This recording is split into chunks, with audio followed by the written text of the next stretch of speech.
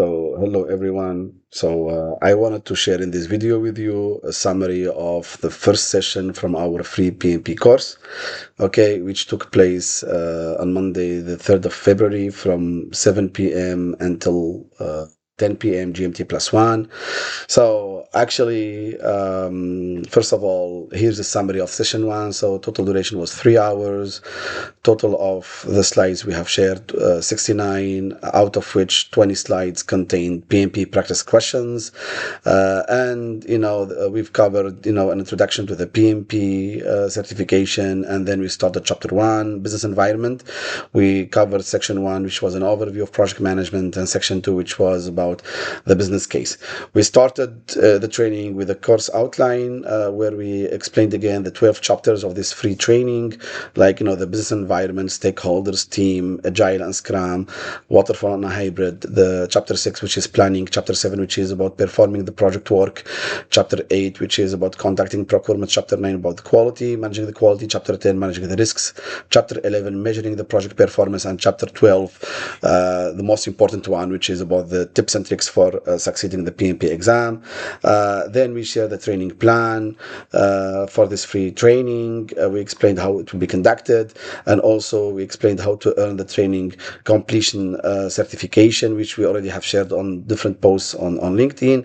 Then of course we decided really to pick for you in this video the top 10 slides from session one, and the top 5 questions as well. Okay, so we not share all the slides in this video, but just the top 10 slides and then the top 5 questions out of those 20 questions. Okay, so the first slide we picked for you is where we explained the PMI mindset. We explained to you guys how it's very important to understand how PMI thinks, like the best practices of managing projects, how you as a project manager need to understand that the project is part of an organization. The project should contribute to an organization's success and strategy. We explained to you that you really need to understand, and from this training we have around 850 slides in this training.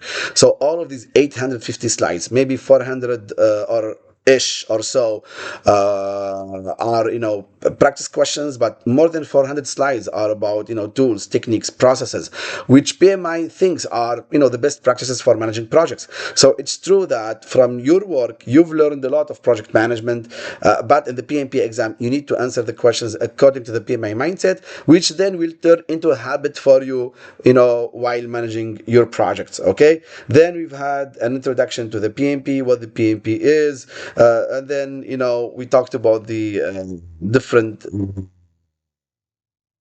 characteristics of the PMP exam and certification. So the PMP exam, has got 180 questions in a total duration of 3 hours and 50 questions. 3 hours and 50 minutes for the 180 questions. We don't know the passing score. PMI never revealed the passing score, but we think it's around 65%, plus minus maybe 2-3%. Okay, the exam fees are $575 worldwide. For some developing countries, it's around $393, including 1 year membership. Okay, which is quite important because it allows you to get access to free material and resources. In order to maintain your PMP certification, you need to prove that you have earned 60 professional development units every 3 years. We have explained that in the session, and the renewal fees are around $150 worldwide. It can be less for some developing countries. Now PMI gives that a chance for people taking the PMP exam to have breaks in the exam. So once you finish 60 questions, you can take a minute break.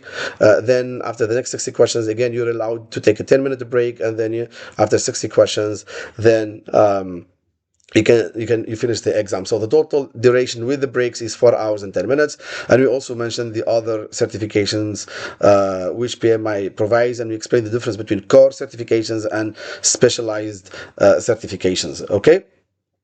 And then also we mentioned the number of the active holders of the PMP certification worldwide, with China topping the list with almost 600,000 PMP holders, then USA with a little over 400,000 PMP holders, Canada next with 92,000 PMP holders. We talked about the PMP prerequisites. In case you have a high school diploma or university diploma, then the different prerequisites. We talked about also like like, the application process, the PMP application process.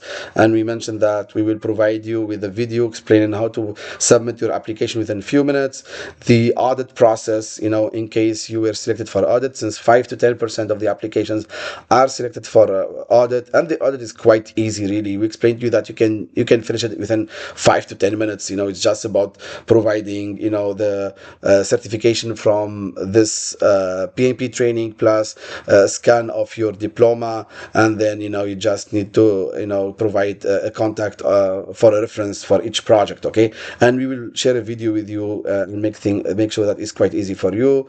And then we explained also the on view software, which is used while taking the exam, and we will share with you a video how this software looks like. And we have explained to you that if you take the exam in a test center, you get preliminary results, but if you take it at home, you don't get any preliminary results. And in both cases, final results will be released after around 48 hours. And then we explained the ECO, which is the examination content outline. So far, the PMP exam is based on the ECO from 2021, let's say, or the end of 2020. Okay, so the exam is divided to three domains. Half of the exam questions, like 90 questions, are about project management processes. 42% of the questions in the exam are about managing people, and 8% are about the business environment. Okay, so like in the business environment, there are main focus areas or main tasks. The project manager or you people will be tested about. For the people, 14 tasks, and for the process, 17 tasks. PMI says that half of the exam is based on agile, half on predictive and hybrid, but most of the people who took the exam actually say that it's really more agile than predictive, etc. And also we mentioned the exam reference list, since PMI bases or based the PMP exam on 10 books. We mentioned them in the training in the first session. Okay, and we have explained that the PMBOK guide is not the only book on which the PMP exam is based, but you don't need to read any of those books, since our presentation here contains everything you need in order to pass the exam. Then also we saw the difference between PMBOK 6, PMBOK 7. Also we talked the PMI code of ethics, since PMI focused a lot on fairness, on responsibility, and other values. Then we introduced the PMI talent triangle, which explains the main talents and skills the project manager needs to have in order to manage the projects. We explained the key talents and skills you need to have in relation to business acumen, to processes and ways of working, and also to the power skills, mainly like the leadership, the emotional intelligence, communication, resolving conflicts, etc. Okay, so and then we started chapter 1, business environment, and section 1, which is an overview of project management. First of all, we explain the difference between a project and a business, how people confuse often between projects and business, and then we explained what is a project. A project is a temporary endeavor undertaken to create unique products, services, or results, and it should be aligned with the company's strategies and objectives. And the project management is when you apply all the necessary tools and techniques and skills on the project activities in order to meet the project objectives. Okay, we explained that in the PMP exam, most of the questions are in the context you work in an organization, which is starting a project or launching a project, and you're managing projects within an organization. And we explained that usually when an organization would like to achieve business value or increase the business value, which means that's a change, so the change should be managed in a form of a project. Okay, and we also talked about the project management information system, since nowadays it's very helpful to have a software, let's say, or a PMIS, which helps you with managing the project, such as MS Project, Primavera, Jira, etc. Okay, any PMIS can help you with managing the project. And it was also very important, and we explained in the session the difference between projects and operations. Projects are temporary. A project is temporary. It is a catalyst for a change, and it ends when the objectives are met. Okay. However, the operations, these are activities that are ongoing, they're repetitive, and the objective of the operation is to maintain the business, the status quo. Operations deliver standard products or services. I have given different examples in the session, but the main one that I focused on was like a car manufacturing company. A car manufacturing company would like to produce a new car model. Okay, so building a new car model, well, that's a project. Okay, the moment we reach the state we want, like of that new model, then the project ends, and then we start the production in series of that car model, and the production in series, that's operations. Okay, that's not a project anymore. And then we talked about the different constraints of the project. We talked about the iron triangle and the three constraints in it, which are the scope, the schedule, and the cost. The competing constraints, and we focused on the quality, the customer satisfaction, and also we explained the types of deliverables the project can have. And also we talked about the project success criteria, which are very important to know in advance, so the project manager can know, how to consider the project a success. And some of the main success criteria are completing the project within the constraints, delivering value, making sure the project is linked to the organization's strategy, and have a satisfied sponsor or customer. Okay, and then also we talked about the benefits management plan, how it's important to measure the benefits and make sure that the project is delivering the expected benefits. Then we started going a little more deeper. We talked about the project management office, and then the types of the PMO. We saw three main types of the PMO: the supportive PMO with a low degree of control, which is a supportive role, providing training, and templates to the project managers, and also the lessons learned from the previous projects. The controlling PMO, which has got a moderate degree of control, which making sure that the project documentation is compliant with and the project managers are following the guidelines. Okay, and the directive PMO with a high degree of control, who assigns the project managers directly, and the project managers report to them. Okay, and then something very important also we talked about in the first session, which is the organization structure types. There are more than 10 types actually, but we focus on the three main ones, which are the functional organization, where the project manager has got almost any authority. The functional manager is actually the one deciding. The functional manager can be head of department, head of division, etc.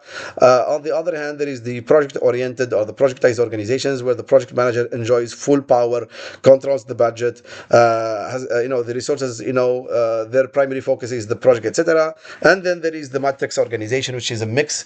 A weak matrix is closer to the characteristics of the functional organization. A strong matrix is closer to the characteristics of the projectized organization, and a balanced matrix, which is in between. We also talked about the enterprise environmental factors, which are the conditions surrounding the organization and can impact the project, and the organizational process assets, which are the internal guidelines, templates, knowledge bases, etc., which the project manager could use while managing the project.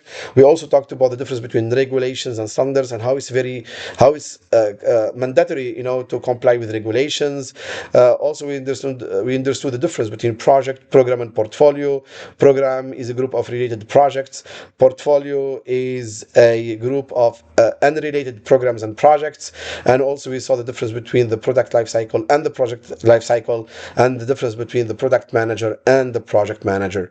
Okay, then we finished the section 1.1 and overview of project management, and we started section 1.2, which is the business case. We started with this slide, which explains all the steps that the project goes through, from the pre-project work or the pre-project phase, which is about studying the idea of launching a project. We can probably incept from some needs or maybe some opportunity in the market. So we need to conduct some studies in a form of business case, also making sure whether this idea actually will make any benefits for us or not. Once a business case is approved, then we can start the project life cycle. We can have an initiation phase, of course. Mainly is about getting the charter approved, kicking off the project. Then all the planning activities, mainly coming out with the project management plan with all the sub plans, which we will talk about in this training. Then performing the work, creating the deliverables, and all of this is overseen by the monitoring and controlling phase until all the work is completed and we reach the closing phase where we need to have a correct administrative closure of the project. Lessons learned should be documented, the team should be released, and then all the deliverables should be handed over to the customer. And in some industries or in some contracts, there is some post-project work. It's not part of the project, but that's when we hand over the deliverables to the operations, or maybe there is some maintenance work to be done as stated in a contract with the customer, etc. Okay, so it was very important to understand, and to explain was the entire project life cycle with the pre-project phase and the post-project phase. Okay. All right. Then we went through the different content and steps in a business case. We talked about the different feasibility studies, technical, economic, financial, risk, schedule, etc., and how it's done by a specialized team. The project manager is not necessarily part of that team.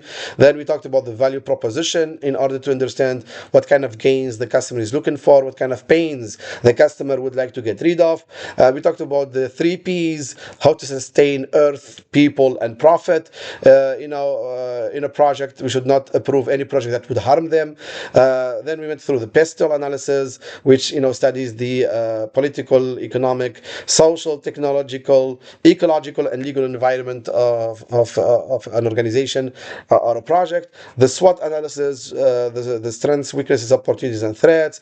The business model, because since the project manager needs to make sure that the project actually fits within the business model of the company. And also we saw the decision matrix, which is a quantitative analysis of the different ideas, the different alternatives being studied to pick the one that fits the company's purposes and objectives. And here are the top 5 practice questions we have picked for you from what we saw together in session 1. So first question, let's read it and understand it. So a project manager is overseeing a large scale infrastructure project with multiple stakeholders and a high volume of project data. The project team is struggling to keep track of project schedules, resource allocation, and risk documentation. How should the project manager address the issue? Use a project management information system, PMIS, to centralize project data, automate reporting, and improve collaboration. Assign a dedicated team member to manually track project data and send daily updates to the team. Rely on verbal communication and regular meetings to share project updates and resolve issues, or create multiple spreadsheets to store project data and share them via email with the stakeholders. Now, the situation here is we have a large-scale project, many stakeholders, a huge volume of data. We cannot, have somebody doing this manually. Answer B is out. Relying on verbal communication, people forget, people tend to change what they say sometimes, so we cannot just rely on verbal communication, and just meetings to have regular updates. And then creating multiple spreadsheets. That's again a sort of manual work. Sending them via email, that's not the most appreciated way. So the best way is to use a PMIS to centralize data, make it accessible to everyone, automate reporting, and improve collaboration. Next question. A project manager is executing a project to improve the efficiency of a company's supply chain operations. The project sponsor is concerned about whether the project will deliver the intended cost savings after implementation. What should the project manager do to address this concern? Review the benefits management plan to confirm how benefits will be tracked. Conduct a stakeholder analysis to determine if the benefits are still needed. Modify the project scope to ensure the expected benefits are delivered, or inform the sponsor that benefits tracking is not part of project execution. Now, the situation here is we have a sponsor that is concerned whether we will deliver the intended benefits or not. Now, the benefits here are in a form of cost savings.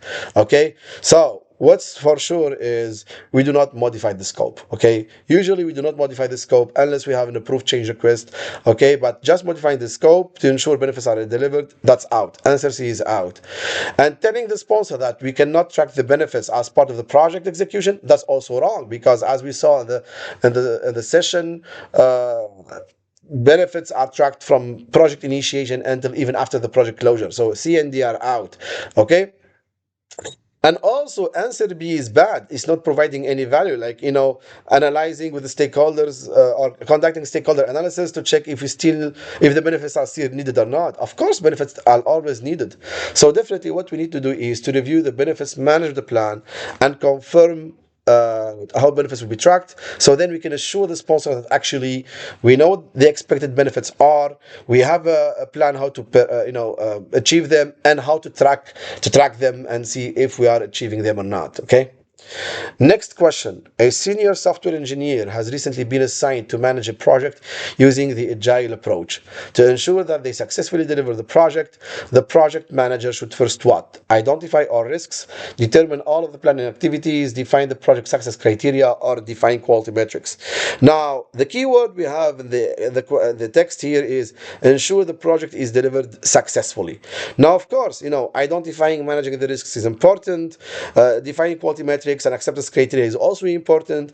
Making sure we have an adequate project planning is also important. But what the project manager should do first, right at the start of the project, once right before it gets the charter gets approved, is definitely to define the project success criteria. Of course, the success criteria are not defined by the project manager, but the project manager should ensure that they are there, they're defined, and the project manager collaborates with the key stakeholders and the sponsor on defining the success criteria. So the right answer is definitely answer C. Okay. Then, fourth question, a project manager has just been assigned to a project to build new software for a client. All the requirements have been gathered. So what should the project manager tell the team members to focus on? Reduce costs for the customer, deliver value to the customer, work together as a team, or finish the project on schedule. Now, maybe all of them are important. Yes, we need to finish the project on schedule. Working together as a team is very important. Reducing the cost, not really, because if we have agreed on a budget, then we should manage the project within that budget, because reducing the cost might indicate that probably we're compromising on quality. But definitely, what's the most important thing for the team to focus on is how to create and deliver customer value to the customer. Okay, that's the most important thing, creating and delivering value to the customer. And the last question we picked for you, in these top 5 questions out of the 20 questions we saw in session 1, is a project was initially approved based on a strong business case. However, halfway through execution, market conditions have changed and the expected benefits are no longer achievable. So what should the project manager do? Continue executing the project since it was already approved. Conduct a business case review with the sponsor and key stakeholders. Ignore the changes in market conditions and focus on scope completion, or change the project scope to align with the new business objectives without approval. Now, the situation here is halfway through the project, the conditions have changed the market and the expected benefits are in danger. Okay, so we cannot just continue executing the plan. Actually, you need to adapt to what happened here. We need to take into consideration our market conditions, and we cannot ignore the changes. Actually, any answer that starts with ignore, we just ignore it, actually. Okay. And you know what, we cannot change the scope again without approval. Definitely not. We need to have approvals for any changes. Okay, since this is not like an agile project, and even agile, there are proper ways how to do to adapt to changes. So actually, the right thing to do is to review with the sponsor and the stakeholders the business case, and make sure that we adapt with these changes in the market conditions, and also update the benefits, manage the plan to fit with the updates. Okay, so those were our top picks, from the session 1, top 10 slides, top 5 questions. Of course, in the next session 2, we'll start the section 3 of the chapter 1, which is Introduction to Waterfall and Agile. And then also we'll see chapter 2, which is Stakeholders. Thank you so much, and see you on session 2.